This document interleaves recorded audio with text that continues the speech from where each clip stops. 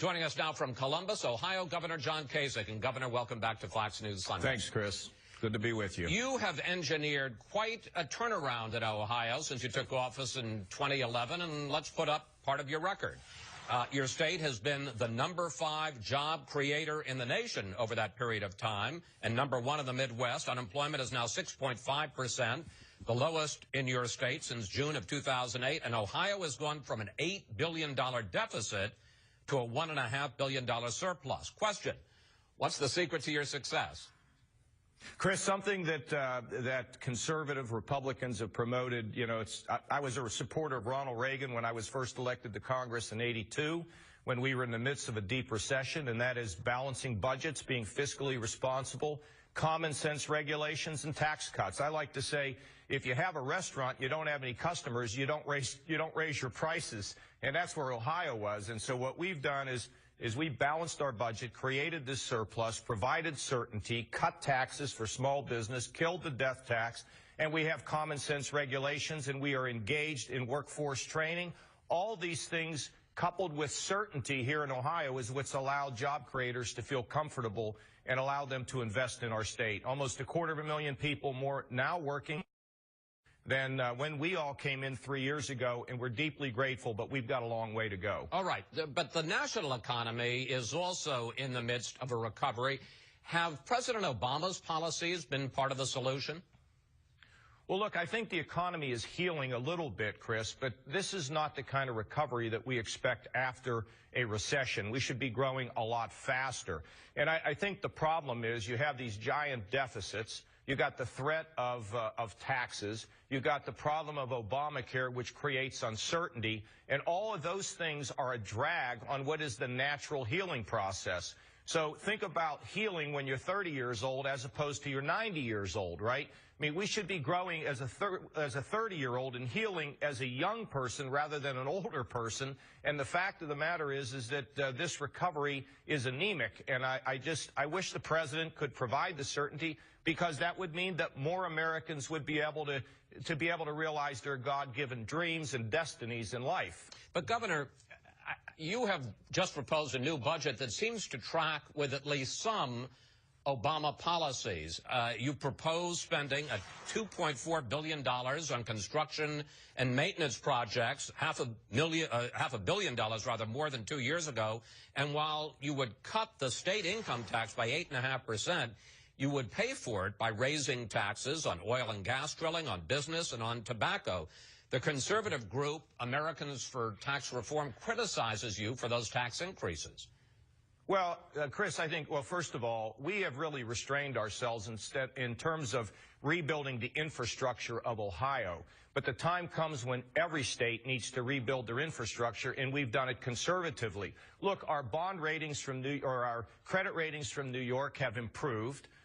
So they look at Ohio as very strong. So as we're building the economy with the private sector, there are some places where we need to rebuild the infrastructure of our state. In terms of tax reform, we know, even Ronald Reagan knew, that there are some taxes that penalize economic growth. What we want to do is reduce that income tax, at the same time giving people at the bottom an opportunity to have some tax reform and tax relief as well. And so, Chris, we know that, cigarette taxes, frankly, they're regressive. Cutting the income tax is pro-growth. You've got to have a tax system. The question is, what is the tax system that allows you to collect revenue, but at the same time provides the greatest chance at economic growth? And look, the proof's in the pudding. We've been doing this for 3 years since we all came into office, and it's working. We're up, the jobs. You saw it. You posted the numbers. The philosophy that we have seems to be paying off. For all your successes, you've also, understandably, hit some bumps in the road. In 2011, you signed a law stripping public employees of their collective bargaining rights. The voters of the state overruled you in a referendum later that year. If you're reelected, would you take that fight on again? No, I would not take it on. Chris, the fact is the voters spoke. And when we lost that referendum in 2011, you listen to the people when they're clear. And so, as I said the night that we lost that election, we heard the voters and we'll move on. And that's kind of where I am. And Chris, my direction and my priorities today are to train workers. real improvements to K through 12 education, continue fiscal responsibility, continue to have a tax system that encourages economic growth, and continue to make sure that our regulations make total, complete sense in our state. All right, another bump. And maybe you don't think it's a bump, on Obamacare, you declined setting up a state exchange, leaving that to the feds. On the other hand, you have agreed to the money to expand Medicaid over the objections of the majority, Republican majority in your state legislature. How do you explain those different actions? Well, Chris, first of all, I don't think it was over the objection of the majority of Republicans. Had there been a vote, I think it would have passed. But I have a chance to bring back $14 billion in Ohio dollars back to Ohio to do what?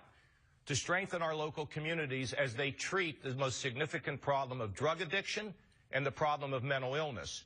Now, I guess I could leave that money in Washington and leave it to those congressmen and senators to spend it wisely. Unfortunately, I was there for 18 years, and I know what they do with that money. I get it back to Ohio to solve some of our most vexing problems. See, my philosophy is this, Chris. As the state does better and gets stronger economically, we must help people who live in the shadows, the people who have drug addictions. We have to get them rehab, the people who have mental illness. Those two groups of people should not be sitting in our jails and our prisons. That's unconscionable in our state. And so it's a two-pronged strategy. Continue to grow the state, continue to make it stronger and stronger economically, and help to lift people out of the ditch where they are, bring them into the mainstream, and give them an opportunity to realize their God-given purpose. I think it's entirely consistent with conservative and Republican philosophy, and I'm really pleased we're doing it because there are many people in Ohio now whose lives, frankly, will be in a position of being able to move forward. You are up for election in November, and according to the latest poll out there, you lead Cuyahoga County Executive Ed Fitzgerald, a Democrat, by 5 points. He says that, like Republicans in Washington, your policies favor the wealthy at the expense of the have-nots. He points to the fact that with all of these income tax cuts, the top tax bracket for the wealthiest in Ohio will be 5%. How do you respond to that general argument that you're favoring the wealthy at the expense of the have-nots? Well, I don't respond to those political arguments, but what I will tell you is in our latest tax cut, we have increased the earned income tax credit, so people at the bottom are going to get more. And in fact, we've increased the standard deduction. And this is interesting, Chris. Between 0 and 40,000, we're increasing the standard deduction by $1,000. And between 40 and 80,000, we're going to increase it $500. At the same time, excuse me, we're bringing the top rate down. This, again, kind of looks like a Reagan philosophy. Give tax relief from the bottom up and get that top rate down so we don't continue to drive the most successful out of our state. And as we cut the income tax rate, it helps small business because most small business people file their taxes as individuals. And as those taxes come down, it gives them more space to invest in their equipment. It gives them more space to hire people. And we believe that small business is one of the greatest engines of economic growth in our state. So lowering taxes will help us. $12 billion has walked out of Ohio to lower or no income tax states since 1995, and we aim to make Ohio the best state in the country. Governor, if you are re-elected, you would be an obvious candidate for the Republican nomination for president in 2016. You went on the record this week as saying you are not interested in that. On the other hand, your opponent, Ed Fitzgerald, has put up a website with a pledge that you will serve everyone who gets elected. Whoever gets elected will serve a full 4-year term. Why not sign that if you have no interest in running for president? Chris, look, let me just be clear. We brought Ohio back from the brink of disaster. I mean, we were down 350,000 jobs. Now we're up almost 250,000. We were $8 billion in the hole. Now we're up $1.5 billion. We have so much to do with work. We've just put into play a third-grade reading guarantee so kids are not socially promoted to the point where they drop out. We've got a major program to deal with respectfully, sir, dropouts. can you answer my question? Yeah, the answer is real simple. My only focus is now being reelected and continuing to lift Ohio, period. I don't fall for gimmicks and this and that. That's all silly politics. My direction and everything that I am committed to is our great Buckeye state. And at the same time, if I could, I'd suit up and try to help Dayton in that round of the Sweet 16. Well, I'm about to get in that second, but I mean, when you say you're not interested in running, are you flatly ruling out running in 2016? My only focus, Chris, I mean, I don't know how many times I have to say this. I am flattered about the fact that people talk about my running for president. You know, I tried to run for president in the 2000 election, and nobody would pay any attention. Now, all I'm focused on is Ohio, and everybody wants to talk about something else. So I'm here in Ohio. All right, I want to talk about... All the musings are great. I want to talk about something else. March Madness, which you already started to get it plugged. I mean, you have to point out the fact Dayton beat your alma mater. I know. It's Ohio okay. State in the first round. Now, they pulled off the big upset last night over Syracuse. Two questions. How are you feeling about Dayton, and how are your brackets?